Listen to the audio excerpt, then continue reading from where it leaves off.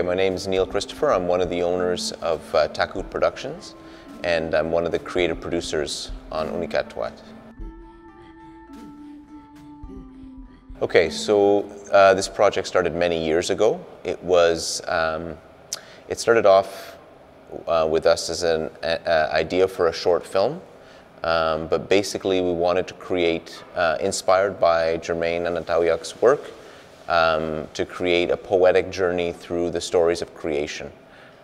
Because creation mythology is so unique to each culture, and we knew that in the north with the contact with the south, many of these old stories were being forgotten.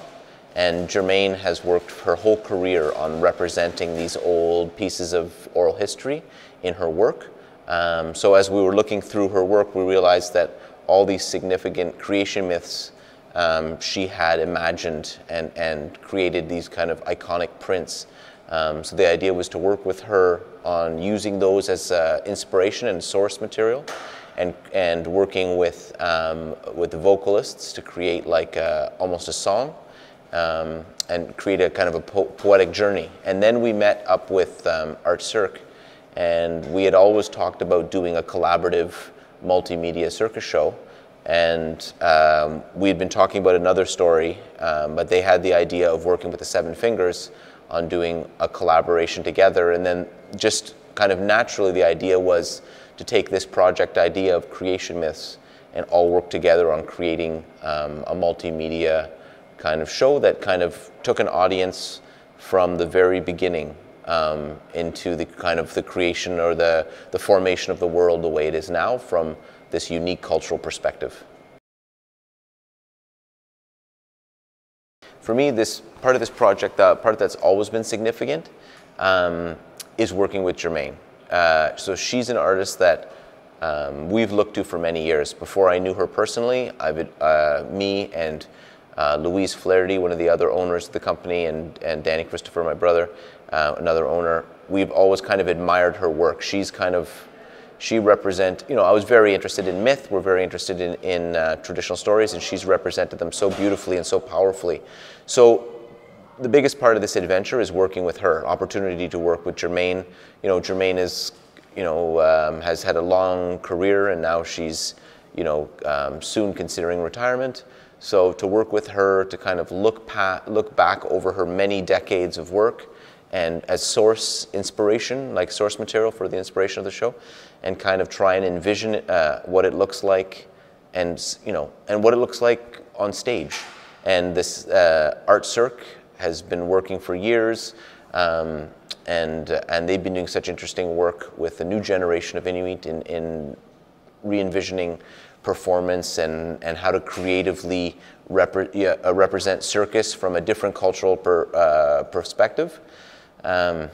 So all of this has been very interesting. It's kind of tough I've found it very interesting and challenging for me to kind of work with other creative directors, because we don't know circus, they don't know the animation so for us to kind of negotiate and resolve, because I think, and working with Jermaine, I think in the moving image, her images and how we would move them, I don't think of how you would use body movement and people to further the story. So it's been challenging, but challenging in a good way to kind of figure out, because circus has I've come to learn, circus has its own culture, right? It has its own way of representing, it has its own way of invoking emotion and then providing, strong emotions and then giving you a break with some comedy and things like that. So that's been also a challenge for me, is to try and see how the culture of circus works with telling another culture's creation mythology.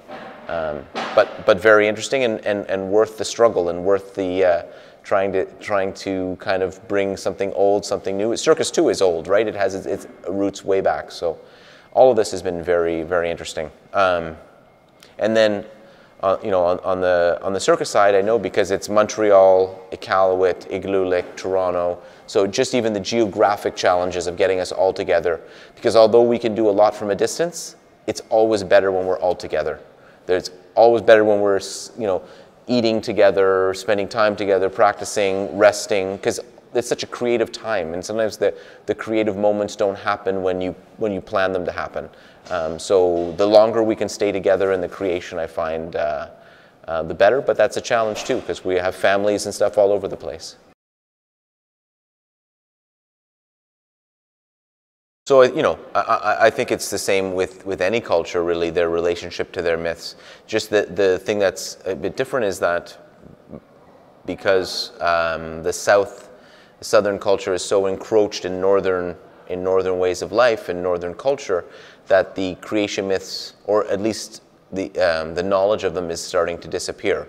Right? These were oral stories, not written down. Now they're being written down and recorded, but I think kind of this play, or what we're doing, is also, it's not just to communicate the stories for a wider audience, it's to remember the stories as a community, and to inspire people to learn more about the stories. So it's to me, this is like an act of cultural preservation and promotion and recognition of, you know, how the world came to be. Every culture has a perspective of how the world came to be. Judeo-Christian mythology exists, right? Every culture in the world has a way of us going from darkness to something, from nothing to something.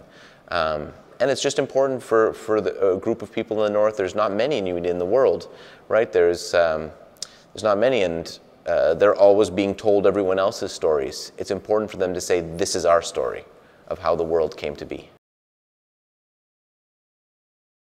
So I haven't been involved in the casting of the circus performers or anything. I've just been on the sideline.